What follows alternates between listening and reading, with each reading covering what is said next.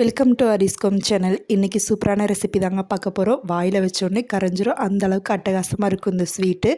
School விட்டு வர குழந்தைங்களுக்கு 10 நிமிஷத்தில் இந்த ஸ்வீட் ஒரு ரெசிப்பியை கண்டிப்பாக ட்ரை பண்ணி பாருங்கள். பிடிக்காத குழந்தைங்களுக்கு கூட பிடிச்சு சாப்பிடுவாங்க. ரொம்ப ஹெல்த்தியான ரெசிபி. 10 நிமிஷம் போதும். வாங்க எப்படி செய்யணும்னு பார்க்கலாம். அதுக்கு தேவையான பொருள் பார்த்திங்கன்னா 1 கப் ரவை எடுத்திருக்கேன். இந்த மாதிரி 1 கப் ரவை, வறுத்த ரவையாக இருந்தாலும் சரி, வறுக்காத ரவையாக இருந்தாலும் சரி, 1 கப் ரவை எடுத்துக்கோங்க. அதை எடுத்துகிட்டு ஒரு பாத்திரத்தில் நம்ம இப்போ போட்டுக்கலாம். இப்போ சேர்த்துட்டு அது கூட பார்த்திங்கன்னா காய்ச்சி ஆற வச்ச பால் வந்து 1.5 கப் எடுத்துருக்கணுங்க. காய்ச்சி முக்கால்வாசி ஆற வச்சுருங்க. இப்போ 1 கப் சேர்த்தாச்சு. அது கூட பார்த்திங்கன்னா 1/2 கப் பால் சேர்த்துட்டு இது ஒரு 15 நிமிஷம் போல் மூடி வச்சிடலாம். ரவை வந்து பாலில் ஊறி வரட்டும். கூட பார்த்திங்கன்னா பேக்கிங் பவுடர் 1 ஸ்பூன் அளவுக்கு சேர்த்துருக்கேன். 1/4 டீஸ்பூன் பார்த்துக்குங்க. அவ்வளோதான். இது நல்லா கலந்து விட்டு மூடி வச்சுட்டு பார்த்திங்கன்னா ஒரு 15 நிமிஷம் கழிச்சு எடுத்து பார்க்குறப்ப இந்த பதத்துக்கு தான் இருக்கும். இந்த பதத்தில் இருந்துச்சுன்னா கரெக்டான பக்குவம் தான். இப்போ ஒரு பிளேட் எடுத்துக்கோங்க. நெய் தடவி வச்சுட்டு இது வந்து அப்படியே ட்ரான்ஸ்ஃபர் பண்ணிடுங்க. தட்டுக்கு வந்து ட்ரான்ஸ்ஃபர் பண்ணி விட்டுட்டு தோசைக்கல்லை வந்து ப்ரீஹீட் பண்ணிக்கோங்க. ஒரு 10லேருந்து 20 நிமிஷம் ப்ரீஹீட் பண்ணிவிட்டு அதுக்கப்புறம் இந்த பிளேட்டை தோசைக்கல் மேலே வச்சிடலாம். இல்லைன்னா ஸ்டாண்ட் இல்லைன்னா அப்படியே கூட நீங்கள் வைக்கலாம். ஒரு 25 நிமிஷம் வந்து கழிச்சு பார்த்திங்கன்னா நல்லா வெந்து வந்திருக்கும் பஃபியாக. அதுக்கு முன்னாடி நம்ம வந்து சிரப் ரெடி பண்ணிக்கலாங்க.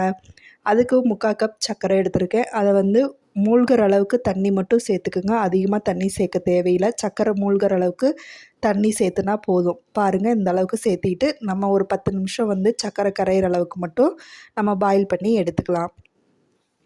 இதை ஒரு 5 நிமிஷம் போல் விட்டிங்கனாவே பாயில் ஆகி வந்துடும். பாருங்கள், சர்க்கரையெல்லாம் கரைஞ்சிருச்சு. அடுப்பு ஆஃப் பண்ணி ஒரு ஓரமாக இருக்கட்டும். அது ரெடியாகி முடித்ததுக்கப்புறம் ஒரு 5 நிமிஷத்துலேயே வந்து இந்த மாதிரி கத்தி இல்லைன்னா ஸ்டிக் வச்சுக்கோங்க. இந்த மாதிரி குத்தி பார்க்குறப்ப ஒட்டாமல் இருக்கணும். பாருங்கள் எந்த அளவுக்கு ஒட்டாமல் வந்திருக்குன்னு. பக்குவமாக ரெடி ஆயிடுச்சுங்க. ஒரு 20 நிமிஷம் நம்ம வெயிட் பண்ணாலே போதும். கேக் வந்து ரெடி ஆயிடுச்சு. இப்போ நம்ம ஆற விட்டுட்டு ஒரு 5 நிமிஷம் போல் ஆற விட்டுட்டு பீஸ் போட்டுக்கலாம். இது வந்து உங்களுக்கு தேவைக்கேற்ப பீஸ் போட்டுக்குங்க. பீஸ் போட்டுட்டு நம்ம சுகர் சிரப் வந்து செஞ்சுருக்கோம் இல்லையா, அதை வந்து இது மேலால் எல்லா பக்கமும் படுற மாதிரி நம்ம எல்லா பக்கமும் ஊற்றிக்கலாங்க லிக்விடை.